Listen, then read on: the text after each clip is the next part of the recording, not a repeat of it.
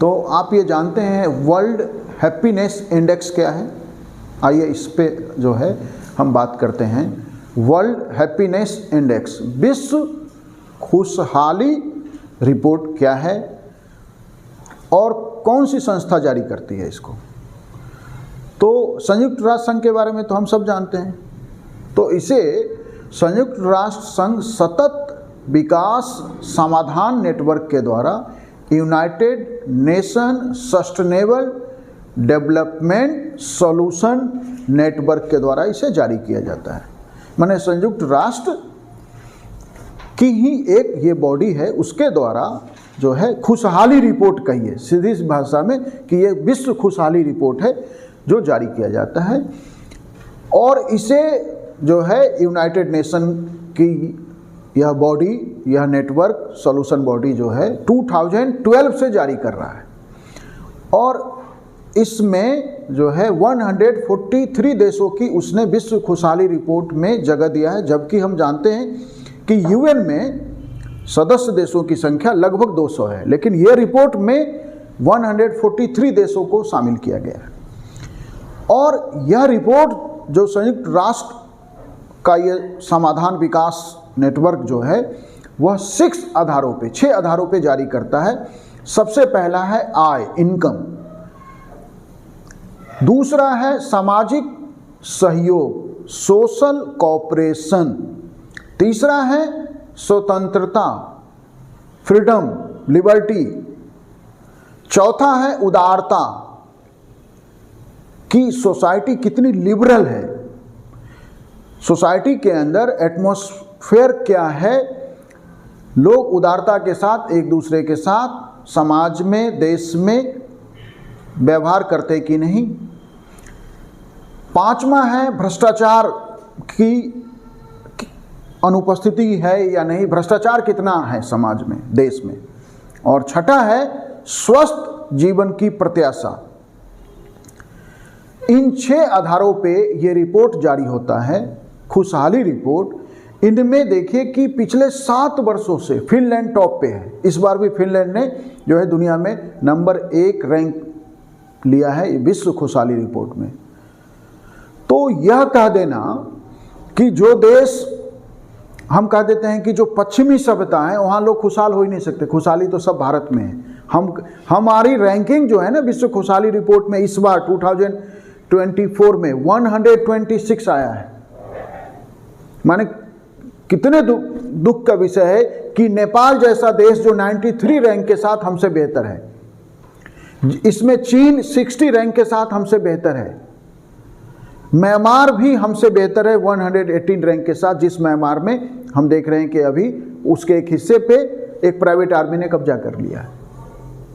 तो विश्व खुशहाली रिपोर्ट का संबंध इन 6 बातों से है कि समाज में आय का, समाज में सहयोग का एटमॉस्फेयर कितना है, समाज में लिबर्टी कितना मौजूद है, समाज के अंदर उदारता क्या है, भ्रष्टाचार की स्थिति क्या है और जीवन प्रत्याशा क्या है।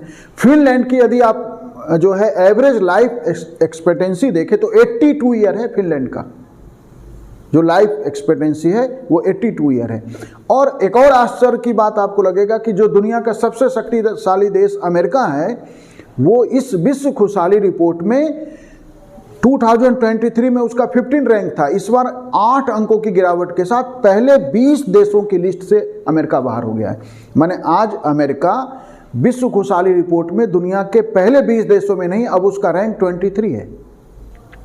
तो ये भी नहीं आरोप लगा सकते यूनाइटेड नेशन के इस ऑर्गेनाइजेशन के ऊपर कि ये जो है बायस रिपोर्टिंग करती है। अमेरिका दुनिया के पहले 20 देशों में नहीं है खुशहाली रिपोर्ट में। अब भारत में ऐसी स्थिति क्यों है? तो इनकम, आज़ादी के बाद से इनकम भारत के लोगों की कई गुना बढ़ गई है।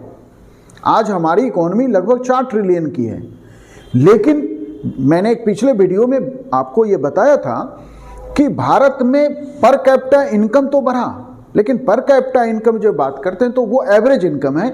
उसमें देश के पहले नंबर के व्यक्ति से लेकर देश के अंतिम व्यक्ति सभी का जो टोटल कंबाइंड इनकम है उसको हम निकाल देते हैं देश की जनसंख्या से डिवाइड करके, तो वो पर कैपिटा इनकम है। लेकिन हम जानते हैं कि देश का आधा धन तो अमीरों के पास चला गया है। तो आम आदमी, और भारत दुनिया का सबसे पॉपुलस कंट्री, हम 150 करोड़ के लगभग जनसंख्या वाले देश हो गए। तो 150 करोड़ लोगों में आधा धन कुछ लाख लोगों तक देश में चला गया, और आधे धन में 150 करोड़ लोग हम आपस में शेयर करें, उसमें भी अपर मिडिल क्लास के पास काफ़ी सारा चला जाता है, फिर मिडिल क्लास, तो लोअर क्लास और पुअर जो मासेज हैं उनके पास इनकम की इतनी खराब स्थिति है कि वो अपने लिए जरूरी फूड ग्रेन नहीं खरीद पाते। शायद यही कारण है कि इस देश में 80 करोड़ लोगों को हम फ्री अनाज दे रहे हैं। फ्री अनाज दे रहे हैं, ये बताता है कि आम आदमी अपने लिए भोजन की व्यवस्था करने के लायक भी आय नहीं कर पाता है। दूसरा, सामाजिक सहयोग, जो भारत वसुधैव कुटुंबकम के लिए जाना जाता है कि भारत जो है पूरी दुनिया में सामाजिक सहयोग के लिए जाना जाता है, लेकिन आज सामाजिक सहयोग की स्थिति गांव से लेकर शहर तक सभी जगह खराब हो गई है।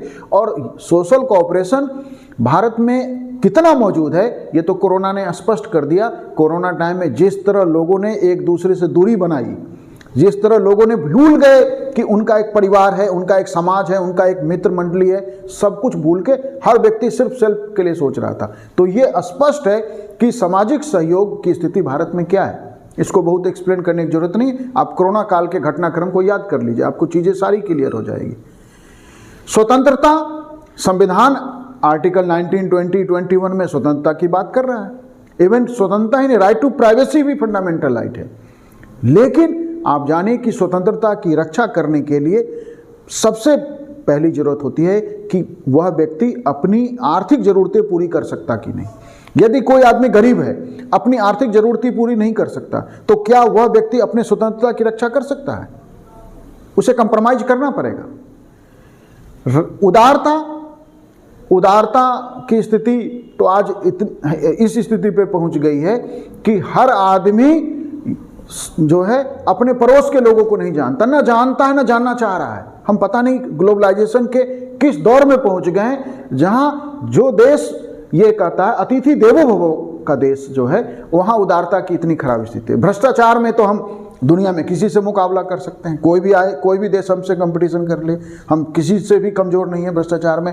देश का कोई भी भाग हो, किसी भी भाग की बात कर लो, सारे जगह भ्रष्टाचार की क्या स्थिति हम जानते हैं। भ्रष्टाचार जो है ना इस तरह है कि बदबू आ रही है भ्रष्टाचार की, चाहे निर्माण का काम हो, चाहे सरकार की कोई एजेंसी हो, राशन कार्ड बनवाना हो, पुलिस थाने हो, हर जगह भ्रष्टाचार। सरकार ने डिजिटलाइजेशन के माध्यम से इसको नियंत्रित करने के लिए काम किया है, लेकिन आप जान लीजिए कि कभी कोई तकनीक भ्रष्टाचार नहीं रोक सकती है। भ्रष्टाचार समाज रोकता है, भ्रष्टाचार लोगों का कैरेक्टर रोकता है, चरित्र रोकता है। तो जब तक हम कैरेक्टर बिल्डिंग नहीं करेंगे, जब तक समाज इस दिशा में अवेयर नहीं होगा, तब तक केवल कानूनी ढांचे से, तब तक केवल जो है दंड देके कुछ लोगों को रेड में अरेस्ट करके, अखबारों में खूब खबर छपता है कि एक्स ब्यूरोक्रेट या एक्स जो है ऑफिसर क्लर्क के यहाँ रेड पड़ा और इतने रुपए कैश मिले, और इतना कैश था कि गिनने के लिए मशीन लाया गया, और लोग जो है हम एक दूसरे को ये व्हाट्सएप भेजते हैं कि देखो इतना कैश पकड़ा गया। तो इससे क्या भ्रष्टाचार खत्म हो जाएगा? आप कितने पकड़ लो। पेड़ की डालियां काटने से कभी पेड़ नहीं सूखता है, पेड़ की जड़ों को काटने से पेड़ सूखता है। भ्रष्टाचार को कैसे रोका जा सकता है? और भ्रष्टाचार यदि रोकना है तो कभी भी ऊपर से नीचे भ्रष्टाचार रुकता है, नीचे से ऊपर नहीं रुकेगा। जब तक देश का पॉलिटिकल सिस्टम, क्या इस देश के आम आदमी, किसी भी राजनीतिक दल की मैं बात कर रहा हूँ, इसका किसी राजनीतिक दल से संबंध नहीं है, कि देश के किसी भी आम आदमी से पूछे कि भैया देश में कौन से पार्टी को ईमानदार पार्टी मानते हो या कौन सा नेता ईमानदार है, तो लोग सोचने पे विवश हो जाते हैं नाम बताने से पहले। स्वस्थ जीवन की प्रत्याशा, उसके लिए न हमारी पर्यावरण ठीक है, न पीने का स्वच्छ पेयजल मिल पा रहा है, न साफ सफाई की स्थिति है, शहरी गंदगी से नालियां भरी पड़ी हैं, गांव तक में पॉलीथीन के ढेर लगे हुए हैं। तो पर्यावरण की स्थिति हमारे देश में ठीक नहीं है, स्वच्छ पेयजल उपलब्ध नहीं है, गंदगी भरी पड़ी है, और उस पर से अभी हमने तो देखा है कि वायु प्रदूषण के का प्रभाव, इस जब भी ठंड आता है तो वो जो है कन्वर्जन ऑफ टेम्परेचर के कारण, उस पर हमने एक वीडियो में बताया है कि कैसे जो है सांसें घुटने लगती है। तो जिन 6 आधारों पे यूनाइटेड नेशंस या विश्व खुशहाली रिपोर्ट बताता है बनाता है उस सभी में हमारी स्थिति सोचनीय है, समाज के लिए, देश के लिए, व्यवस्था के लिए, लोगों के लिए, हम सब के लिए। और इस पे जब तक विचार नहीं करेंगे तब तक चीज़ें बदलेगी नहीं। Thank you.